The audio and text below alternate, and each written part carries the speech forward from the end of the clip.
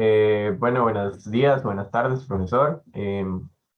Nosotros para el proyecto de investigación final vamos a presentar sobre la ingeniería topográfica y la ingeniería civil en la elaboración de túneles viales.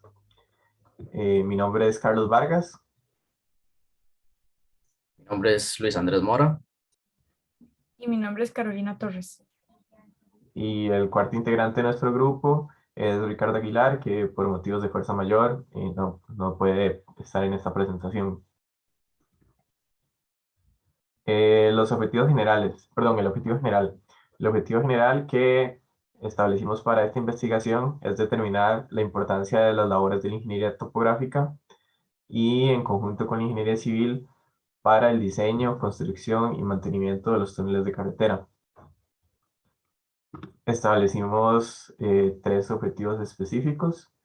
El primero trata sobre explicar a un nivel básico, ingenieril, em, el proceso constructivo de los túneles viales en el mundo.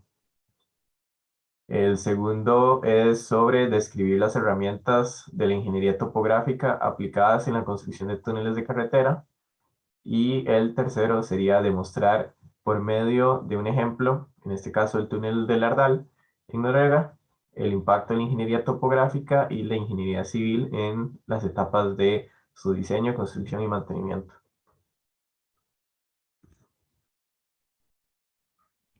Ahora tenemos el concepto de túnel. Según el CORRED, esta es una obra subterránea de carácter lineal que tiene como objetivo comunicar dos puntos.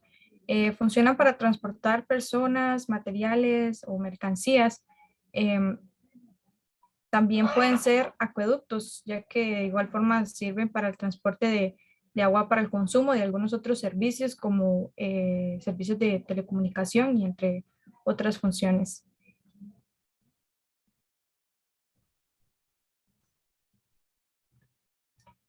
Los tipos de túneles, en primer lugar, los túneles de transporte.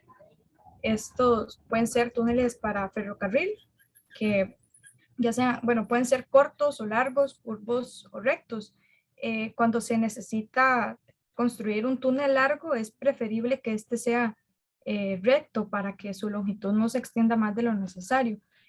Los túneles para carreteras poseen grandes ventajas, ya que son las mejores opciones para cruzar los cuerpos de agua, montañas y carreteras. Y el transporte urbano, estos túneles son un poco profundos, sus pendientes son más pronunciadas debido a que no tienen que transportar mercancías pesadas. Esto es algo que lo diferencia de los túneles para carreteras, ya que en los túneles para carreteras sí pueden pasar camiones con mercancías, materiales pesados y los túneles para el transporte urbano funcionan más para el flujo vehicular liviano. Otro tipo de túnel son los túneles de conducción de servicios. Estos se construyen con el fin de transportar servicios, valga la redundancia, como agua potable, agua sanitaria, redes telefónicas, gas, redes eléctricas de altas y bajas tensiones. Algunas características generales de los túneles.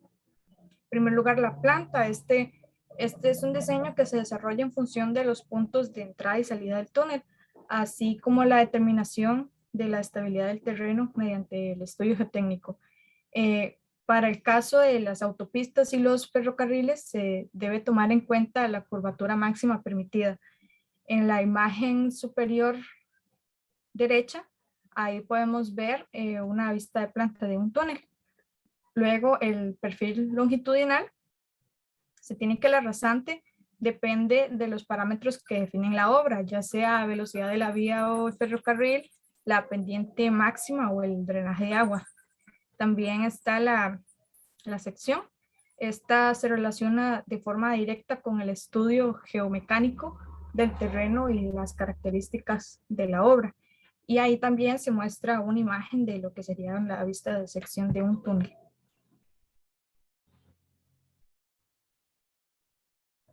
Ahora yo voy a hablar un poco sobre el proceso constructivo de los túneles viales. de la mano con el primer objetivo específico que mencioné antes. Esta explicación es un poco a nivel general, básica, ingenieril, y no nos vamos a meter tan a detalle. Sin embargo, vamos a mencionar como aspectos que son de relevancia para la relación de la ingeniería civil con la ingeniería topográfica.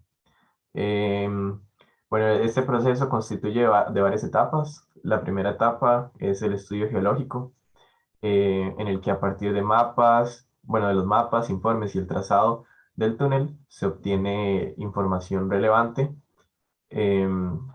como aproximada de depósitos aluviales y tipos de roca que se pueden encontrar en la excavación, fallas geológicas o existencias de nacientes de agua y cauces subterráneos.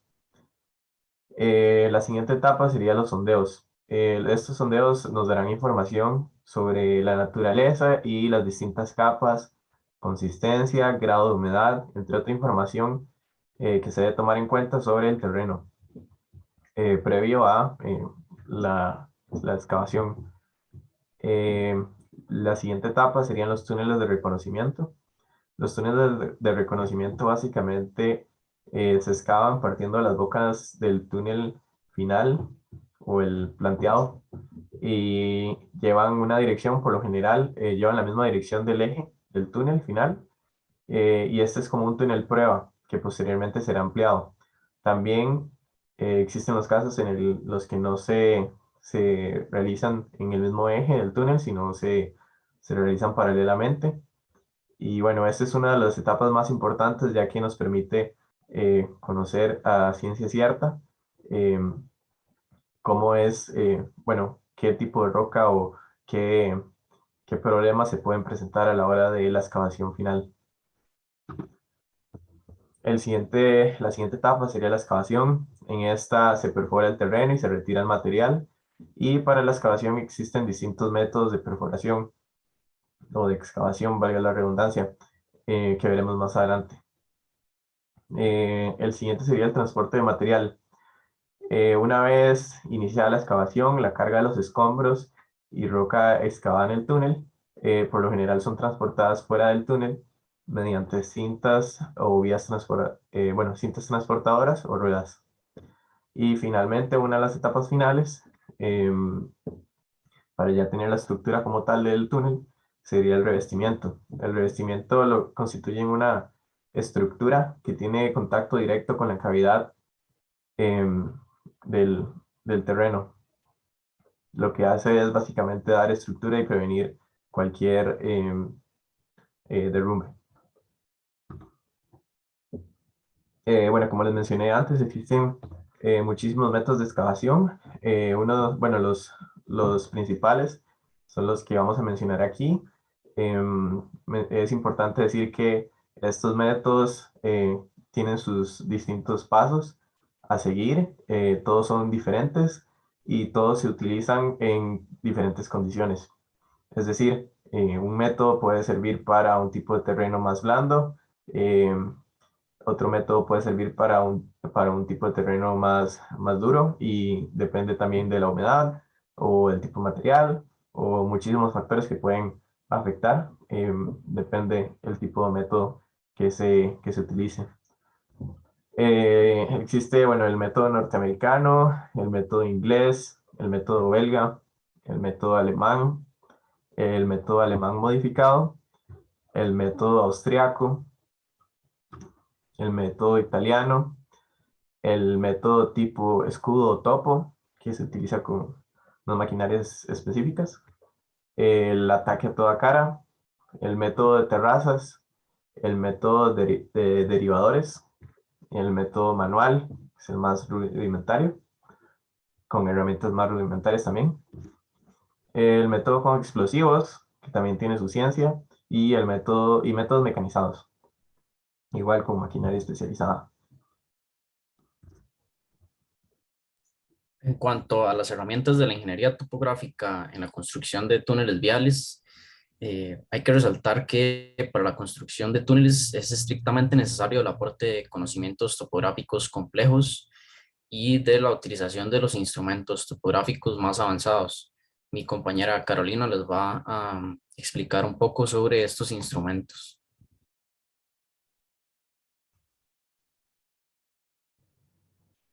Bien, el equipo topográfico, bueno, parte del equipo topográfico utilizado en la construcción de túneles, eh, tenemos la estación total en primer lugar. Bueno, recibe ese nombre gracias a que se agrupan en un solo equipo la función de diversos instrumentos. Las estaciones totales utilizadas en la construcción de túneles deben garantizar una gran precisión debido a la complejidad de estas obras, esto en ángulos y distancias. También es importante que la estación total brinde iluminación y mediante un haz visible se marquen puntos de referencia visuales que funcionen como sistemas de guía y facilitar el estacionamiento en puntos clave del túnel. Luego el nivel digital.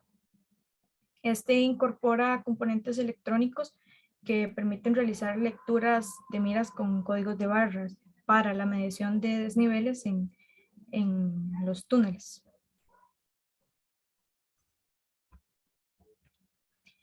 El nivel de precisión, bueno, la construcción de túneles tiene una gran importancia, ¿verdad? Debido a la precisión que la obra requiere y tiene un mayor número de aumentos en el anteojo que uno convencional.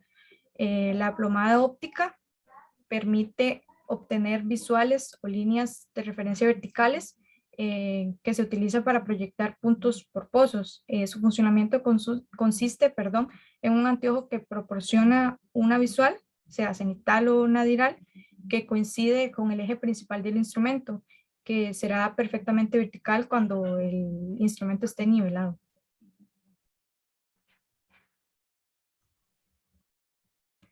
Bien, hasta ahora los instrumentos, parte del equipo topográfico que les mencioné, se utiliza en la parte interior del túnel.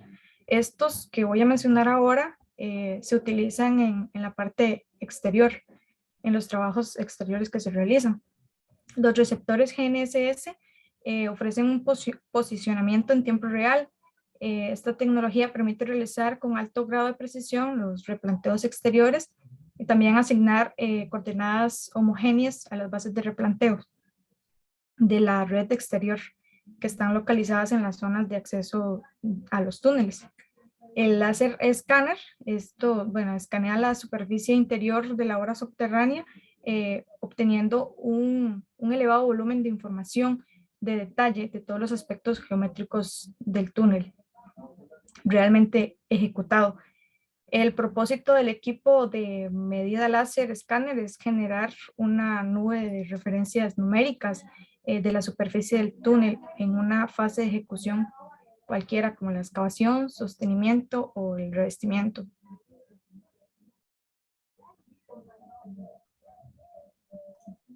En cuanto a los trabajos topográficos que se realizan en el interior y exterior de un túnel, el objetivo fundamental que se debe cumplir por medio de la topografía es el encuentro exitoso entre los extremos del túnel. Este encuentro debe tener un margen de error casi imperceptible y para poder enlazar estos extremos con la precisión requerida, se debe trabajar mediante un mismo sistema de coordenadas, por lo que la elección del sistema geodésico de referencia con el que se va a trabajar a lo largo del proyecto es una parte fundamental. Sumado a esto, se deben desarrollar dos redes topográficas, una red exterior topográfica de precisión y luego basada en esta se realiza una segunda red llamada red interior o subterránea.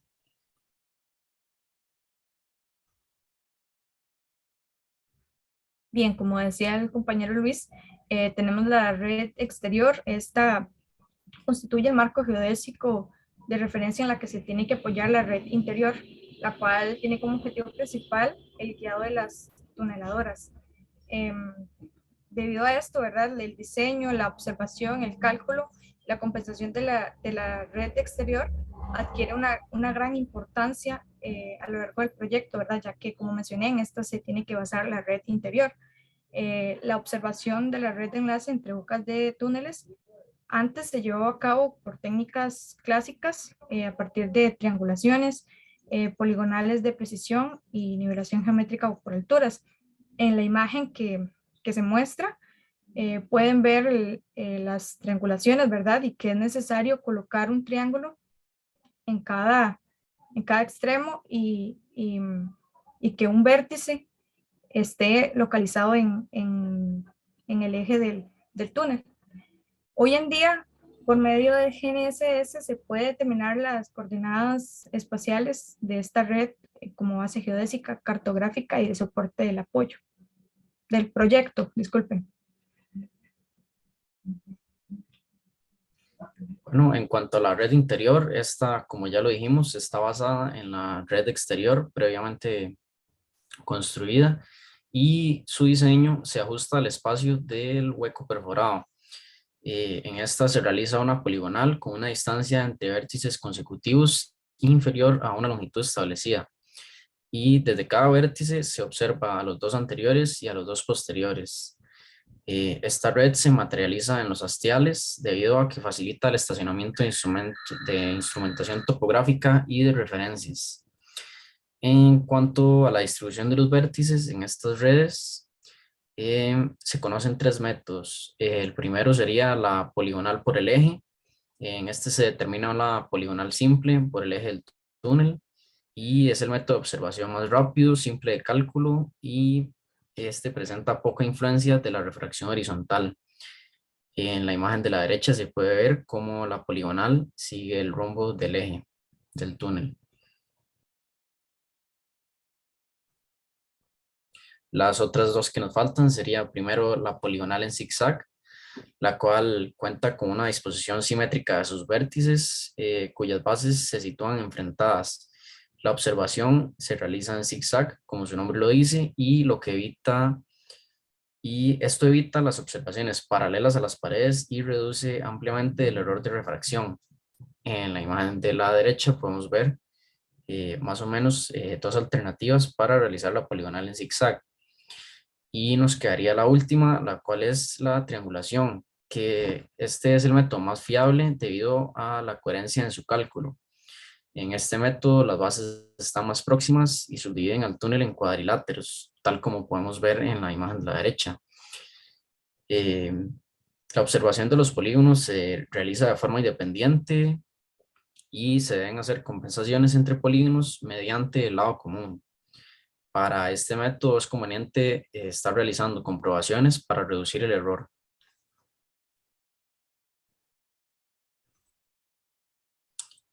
En cuanto a los aportes de la ingeniería topográfica y civil, nos pareció importante explicar el caso del túnel de la Erdal, el cual es el túnel de carretera más extenso del mundo. En cuanto a su origen, este túnel se construyó entre los años 95 y 2000 en Noruega. Y como ya dije, el túnel de carretera más largo del mundo, el cual cuenta con una longitud de 24.5 kilómetros y está ubicado bajo una montaña de más de 1.600 metros de altura. Este fue construido con el fin de atravesar una parte montañosa del país compuesta por carreteras relativamente estrechas, anticuadas y bastante peligrosas. Se construyó para poder permitir el paso ininterrumpido de los conductores y así evitar complicaciones debido a deslizamientos, derrumbes y cierres durante el invierno por las nevadas de este lugar. Algunos datos relevantes del túnel de la Erdal. Bueno, en esta imagen podemos observar la vista en planta del túnel. La línea roja corresponde a la ruta de los 24.5 kilómetros antes mencionados y la línea lila corresponde al túnel de ventilación. Este túnel se encuentra en la carretera E16 entre Oslo y Bergen y conecta los dos pueblos noruegos, la Erdal y Aurland. Por este lado, por el lado izquierdo está Aurland y a la derecha se puede observar la Erdal en la imagen. En este trayecto se recorre en aproximadamente 20 minutos y es utilizado por más de 365,000 vehículos al año. En cuanto a la importancia de la topografía en la construcción de este túnel,